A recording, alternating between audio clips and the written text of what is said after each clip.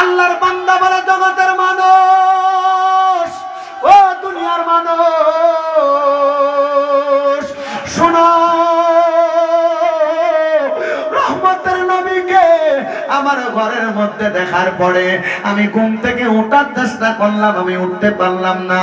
আমাকে হযরতে আলী কাররামাল্লাহু ওয়াজহু আমার হাতের মধ্যে, মানে ডান হাতের মধ্যে ধইরা আমার ঘরের মধ্যে সেজদা থেকে উঠাইয়া বসাইলেন। উনি এটা স্বপ্ন দেখতেছেন। তিনি বলেন, আমাকে যখন উঠাইলেন আমি দেখলাম আমার নবীজির নূরানি চেহারা মুবারক আমার চোখের সাথে পড়া। নবীজি আমারে বলতেছে, এরে আবুল কায়ের আল্লাহর বান্দা, তুমি দুনিয়া জমিনে হারাম খাবার খাও নাই, পানি চিপা চিপা খাইছো, যেই পানি তুমি মেঘের পানি, আল্লাহর সৃষ্টি, আল্লাহর দেওয়া। দুনিয়ার কোন মানুষের খাবার তুমি তোমার পেটের মধ্যে ঢুকাও নাই। তোমার উদ্দেশ্য ছিল তোমার ইবাদতগুলো আল্লাহর কাছে গ্রহণযোগ্য বানাইবা। তাহলে তুমি কেন এই খাবারগুলো খাইলা না আমি বুঝতে পারলাম। আজকে 5 দিন তোমার কাছে কোনো পানি নাই, খাইতে পারো না।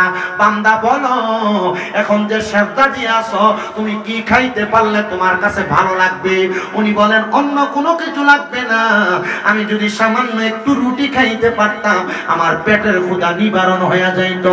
এবার আল্লাহর হাবিব সাল্লাল্লাহু আলাইহি ওয়াসাল্লাম ওনাকে ঘুমের ঘরে স্বপ্নের মধ্যে নবীজির আস্তিন মুবারকের ভিতর থেকে একটা রুটি বের করলেন। বের করে বললেন, নে আল্লাহর বান্দা, তোর জন্য, তোর এত কষ্টের জন্য আমার পক্ষ থেকে তোকে একটা রুটি হাদিয়া দেওয়া হইল। জোরে বলেন। খাবার অনেক দিন খায় নাই।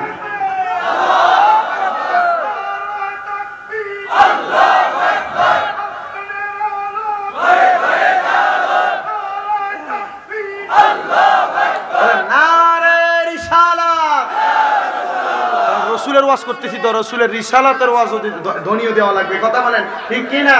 আল্লাহ যেন কবুল করে, আমিন কন। গভীর মনোযোগ দিবেন বাবারা, তথ্যের সাথে মনোযোগের সাথে। অনেকক্ষণ দেরি হওয়ার কারণে আলোচনাটা একটু লাইনে পড়েছে, আপনারা মনোমুগ্ধ করে তার সাথে আলোচনাটা শ্রবণ করার চেষ্টা করবেন। উনি বলেন, রসুলের পাক সাল্লাল্লাহু আলাইহি ওয়াসাল্লামের আস্তিন মুবারকের ভিতর থেকে আমাকে যখন ওই টুকরাটা রুটিটা দেওয়া হইল, আমি আমার রুটিটাকে অর্ধেক পর্যন্ত খাইলাম। এমন টাইমে আমার ঘুমটা ভেঙে গেছে। আমি যে স্বপ্নটা দেখলাম, আমি মনে করলাম, আমি মনে হয় স্বপ্নটা ভুল দেখেছি, কিন্তু আমি তাকে দেখলাম রহমতের নবী আমাকে ঘুমের ঘরে স্বপ্নের মধ্যে যে রুটিটা দিয়েছে, ওই অর্ধেক রুটি আমি স্বপ্নে খাইছি, আর ঘুম ভাঙার পরে অর্ধেক রুটি আমার হাতের মধ্যে আছে। ও বান্দা, আমি বুঝতে পারলাম আল্লাহ তাআলার কোন বান্দা যদি হক ভাবে চলার জন্য, হালাল ভাবে চলার জন্য দুনিয়াতে কষ্ট করে, আল্লাহর পক্ষ থেকে বান্দার জন্য সহযোগিতা আসে। আমি বুঝলাম রহমতের নবী আমাকে একটা রুটি দিয়ে সহযোগিতা করেছে। এবার আল্লাহর বান্দা আবুল খায়ের রহমতুল্লাহ আলাইহি বলে, আমি আল্লাহ তাআলার অনেক ইবাদত করতে লাগলাম। ইবাদত করতে করতে আমার স্ত্রীটা আমি আবুল খায়েরকে ছেড়ে দিয়ে আমার এলাকা থেকে চলে গেছেন। চলে যাওয়ার পরে আমি তার কাছে আমাকে ছেড়ে দেওয়ার কারণ জানতে চাইলাম। স্ত্রী, তুমি আমাকে কেন ছেড়ে দিয়েছ? বলে, আপনি তো আল্লাহ এবং রসুলকে নিয়ে পড়ে আছেন, আমি স্ত্রীকে ঠিক মতো সময় দেন না।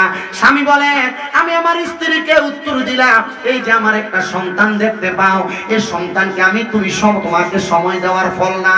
বলে, হ্যাঁ। বলে, তাহলে কেন তুমি আমাকে বলো আমি তোমাকে ঠিকভাবে সময় দেই না? বলে, আপনি এমন ভাবে থাকতেছেন, আপনার লেবাসে মনে হয় আপনাকে মৌলবী মৌলবী লাগে। বাংলার সমাজে কুমিল্লার কাপ্তান বাজারে এমন অনেক মহিলা আছে, জামাই দাড়ি রাখলে কয় বুড়ার মতো লাগে। দাড়ি রাখো না, বয়সটা হোক তারপরে তুমি দাড়িটা রাখবা। না রে মুসলমান না, একটা কথা মনে রাখবা, অন্ধকার কবরে গেলে তোমার স্ত্রী তোমাকে একটা আমল দিয়ে সহযোগিতা করবে না, কিন্তু ওই দাড়ি ছাড়া যদি তুমি কবরে যাও, রহমতের নবী যদি কবরে তোমাকে বলে তোমাকে আমি চিনি না, কবরে উত্তর দেওয়ার মতো কোনো উত্তর পাইবা না। এই জন্য একটা কথা মনে রাখবা, নবীর সুন্নত দাড়িটা তুমি পালন করবা। আবুল কায়ের রহমতুল্লাহ আলাইহি বলে, আমার স্ত্রী আমাকে ত্যাগ করে দিয়ে চলে গেছে, আর আমার স্ত্রী আমাকে ছেড়ে দিয়ে যাওয়ার পরে আমি আমার সন্তানটাকে নিয়ে আল্লাহ তাআলার ইবাদতে মশগুল থাকতাম। আমার সন্তান একদিন আমার জন্য খাবার সংগ্রহ করার জন্য গেলেন। যাওয়ার পর ওই স্পেন এলাকার একজন বাদশা, এই আবুল খায়ের রহমতুল্লাহ আলাইহির বাড়ি হচ্ছে স্পেনে। কোথায়? হুজ্জাতুল্লাহিল আলামিন কিতাব, দ্বিতীয় খণ্ড 245 নাম্বার থেকে 47 নাম্বার পৃষ্ঠা পর্যন্ত এই ঘটনা দেওয়া। উনি বলেন, স্পেন এলাকায় আমার ছেলে গেছে আমার জন্য একটু খাবার সংগ্রহ করার জন্য। আপনার খাবার কি? বলে আমার খাবার হচ্ছে একটা রুটিকে 4 টুকরা করা। এর 4 টুকরা রুটির 2 টুকরা ফজরের নামাজের পূর্বে আমি এবং আমার সন্তান সাহারি করা, আর 2 টুকরা ফজর মাগরিবের নামাজের আগে আমি এবং আমার সন্তানের ইফতার করা। আমরা এভাবে সময় কাটাইতাম, কারণ আমরা চিন্তা করতাম দুনিয়াতে বেশি খাইতে গেলে আমার খাবারের মধ্যে হারাম যুক্ত হওয়ার সম্ভাবনা আছে, আর যদি খাবারে হারাম যুক্ত হয় ইবাদত কবুল হবে? বলেন ইবাদত কবুল হবে? উনি বলেন, আমার সন্তান যখন স্পেন এলাকার মধ্যে গেলেন আমার জন্য খাবার সংগ্রহ করার জন্য, স্পেনের বাচ্চা আমার সন্তানটাকে আটক করেছে। আমি বড় চেষ্টা করলাম আমার সন্তান কোনোদিন খারাপ হইতে পারে না। আল্লাহর কাছে দোয়া করলাম, আল্লাহ তাআলা আপনি আমার সন্তানটাকে মুক্তির একটা ব্যবস্থা করে দেন। দেখলাম আমার সন্তান মুক্তি হয় নাই। আমি ইরাদা করলাম আমি আমার বিচারটা রহমতের নবীর দরবারে দিয়ে আসব, মানে মদিনা শরীফ দিয়ে আসব। আল্লাহর বান্দা উনি বলেন, আমি রওনা করলাম মদিনা শরীফের উদ্দেশ্যে। যাওয়ার পথে ওই স্পেনের বাদশার সেনাপতির সাথে আমার রাস্তায় দেখা। জিজ্ঞাসা করলেন, হে আবুল কায়ের, আল্লাহর নেককার বান্দা, আপনি কোথায় যান? বলে স্পেনের বাদশা নাকি আমার সন্তানকে অন্যায়ভাবে অ্যারেস্ট করেছে, গ্রেফতার করেছে, তার নামে বিচার দেওয়ার জন্য আমি আমার রহমতের নবীর দরবারে যাচ্ছি। কারণ রহমতের নবীর দরবারে বিচার দিলে ওইটার বিচার পাওয়া যায়। কারণ রহমতের নবীর একটা কথাও আমার আল্লাহ তাআলা ফিরিয়ে দেন না। নবীর একটা উপাধি মুস্তাজাবাতুদ দাওয়াত, মানে নবী কোনো দোয়া করলে আল্লাহ তাআলা দোয়াটা কবুল করতেন। সুবহানাল্লাহ। এর জন্য তিনি নবীজির দরবারে রওনা করলেন।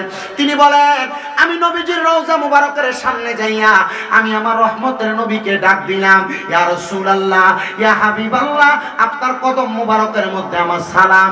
উনি বলেন, স্পেন থেকে হাইটা হাইটা মদিনাতে আসার কারণে আমার শরীরটা বড় ক্লান্ত হয়ে গেছে।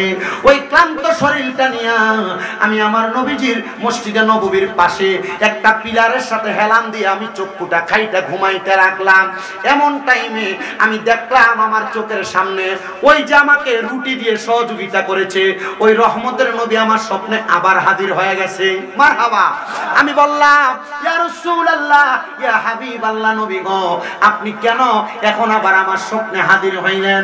নবী আমার বলে, রে আল্লাহর বান্দা, তুমি আমার কাছে আসছো তোমার সন্তানকে স্পেনের বাদশা আটক করেছে এই বিচার দেওয়ার জন্য। যাও, যায়া দেখবা তোমার সন্তানকে স্পেনের বাদশা ছেড়ে দিয়েছে। উনি বলেন, আমি আবার ঘুমটা থেকে জাগ্রত হইয়া রহমতের নবীর দরবারে সালাম দিয়ে আবার রওনা করলাম আমি স্পেনের উদ্দেশ্যে। যাইতে যাইতে আমার বাড়ি পর্যন্ত যখন আমি গেলাম, আমি যাইয়া দেখলাম আমার সন্তান চুলার মধ্যে আমার জন্য খানা পাকাইতেছে। জিজ্ঞাসা করলাম, কিরে সন্তান, তোমাকে ছাড়লো কে? বলে, স্পেনের বাদশা আমাকে ছেড়ে দিয়েছে। খানা কার জন্য পাকাও? সন্তান বলে, বাবা আপনার জন্য। কিরে তুমি কি খবর পাও নাই তোমার বাবা যান তোমার জন্য বিচার দেওয়ার জন্য রহমতের নবীর দরবারে গেছে? বলতেছে, হ্যাঁ খবর পাইছি, তবে আমাকে যখন স্পেনের বাদশা ছেড়ে দিয়েছে আমাকে বলছে আমি যেন বাড়িতে আইসা আপনার জন্য ভালো ভালো খাবার পাকাই। এরা কেন? এখন খাবার পাকানো লাগবে না, চলো আমরা স্পেনের বাদশার কাছে চলে যাই। স্পেনের বাদশার সামনে যাইয়া আল্লাহর বান্দা ডাক দিয়া বলে, ওগো বাদশা, আপনার কাছে জানতে চাই আমার সন্তানকে আপনি কেন অ্যারেস্ট করলেন, আবার কেন ছেড়ে দিলেন? বাদশা ডাক দিয়া কয়, আমি যদি জানতাম ও আল্লাহর বান্দা তুমি দুনিয়ার জমিনের মধ্যে আল্লাহ তাআলাকে এত বড় খুশি করে রাখছো, আল্লাহর কসম আমি কোনোদিন তোমারে আঘাত করতাম না, মানে তোমার সন্তানকে আমি অ্যারেস্ট করতাম না। বলে, কারণ কি? তাহলে ছাড়লা কেন?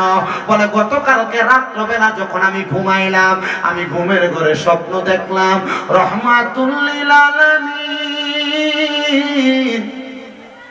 মুহাম্মাদুর রাসূলুল্লাহ আমি বাদশার ঘরের মধ্যে হাজির হয়ে গেছে।